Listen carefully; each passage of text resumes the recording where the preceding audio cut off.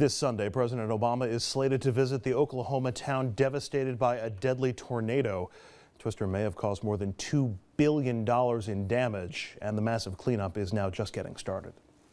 Today, Homeland Security Secretary Janet Napolitano visited the tornado-ravaged town of Moore, Oklahoma, the highest-ranking federal official to tour the devastation left behind by Monday's EF5 twister.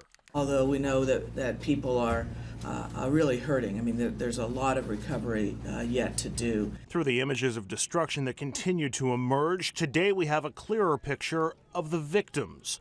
Among the 24 people who lost their lives, 2 are infants, just 4 and 7 months old. In all, 10 children were killed, 7 of them at Plaza Towers Elementary School, including 9-year-old Janae Hornsby.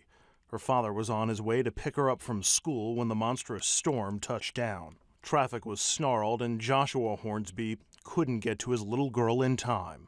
When I got to the school, it was completely gone. It was just rubble. Plaza Towers and Briarwood Elementary School, also leveled by this storm, didn't have safe rooms. They were not among the schools to get FEMA funding to build a safe place for students and faculty to ride out storms. Despite this, everyone at Briarwood survived. The tornado went in and I was so afraid that I was hanging on to one of the desks. Today, so many families are wishing they were among those sharing stories of survival. Instead, the community coming together to clean debris from the town's cemetery, preparing for 24 funerals. Cleanup in Moore continuing. The estimate thus far, the tornado did more than $2 billion in damage. And while we didn't get into this last night here on RFL, it may be time to explore this issue. Questions emerging about how the cleanup will be paid for. You remember that after Hurricane Sandy, many lawmakers opposed allocating aid to our region unless it was offset by spending cuts elsewhere. Both Oklahoma Senators Coburn and Inhofe voted against Sandy aid, but now that disaster has struck their home state, the two senators are split on aid for Oklahoma. Senator Coburn, on the right, who is at the least consistent, is asking the federal aid for Oklahoma be offset by budget cuts. My constituents they don't want us to charge our everyday living expenses to their kids, the very kids that were rescued from the school, the very kids that we're interested in. Why should we saddle them when we're wasting money? Senator Inhofe, however, says that he wanted to reduce Sandy aid because the bill became, in his mind, loaded up with irrelevant things. But that, he said, that's not going to happen in the Oklahoma aid bill. That was supposed to be in New Jersey. They had things in the Virgin Islands. They were fixing roads there. They're putting roofs on houses in Washington, D.C. Everybody was getting in and exploiting the tragedy that took place. That won't happen in Oklahoma. New York Congressman Peter King calling out Inhofe for that inconsistency, saying, quote, "I think there's a lot of hypocrisy involved here." Senator James Inhofe saying Sandy aid was corrupt, but Oklahoma won't be. But I don't want to hold the people of Oklahoma responsible for what elected officials are saying. King supports aid for Oklahoma without any offsets.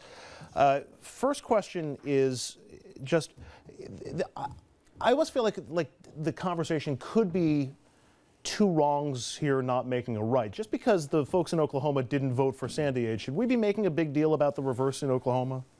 And I'll tell you, you never hear me say this about a Republican. I'm going to tell you something. You got to love Peter King. Absolutely. You do. You got to love Peter King. Democrat, Republican, this guy's consistent. He stands up for his state. He's not doing this to curry votes. He's a voice of sanity in a party which I don't think is trending towards sanity.